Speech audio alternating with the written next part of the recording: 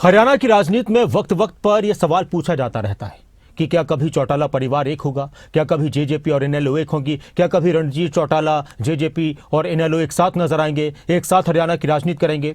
और इस सवाल पर कई बार दोनों पार्टियों के नेताओं की तरफ से कहा गया कि ऐसा मुमकिन नहीं है, किसी कीमत पर नहीं होगा। तो कभी कभी कुछ ऐसे इशारे कर दिए जाते हैं कि फिर से चर्चाएं तेज हो जाती हैं कि हो सकता है कि 2029 के चुनाव से पहले यह मुमकिन हो जाए कि इनेलो और जेजेपी एक साथ आ जाएं।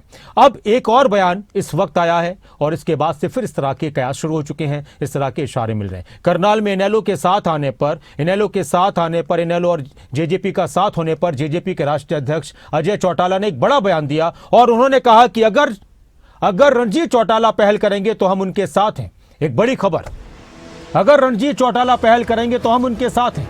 वो हमारे परिवार के मुखिया हैं।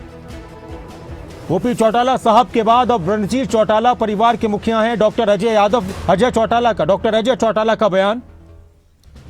जेजेपी और इनेलो के साथ आने पर डॉक्टर अजय चौटाला ने कहा कि अगर रणजीत चौटाला पहल करते हैं, इस तरह की कोशिश करते हैं, तो वो उनके साथ हैं, क्योंकि रणजीत चौटाला अब चौटाला साहब के बाद हमारे परिवार के मुखिया हैं। मैं तो उनको कह रहा हूँ कि वो परिवार के मुखिया हैं, वो पहल करें, मैं उनके साथ हूँ। मुझे बाकियों का नहीं पता, मैं उनके साथ हूँ। अगर कोई इस संदर्भ में, मैंने आपको स्पष्ट बता दिया, जो रणजीत सिंह हमारे परिवार के मुखिया हैं।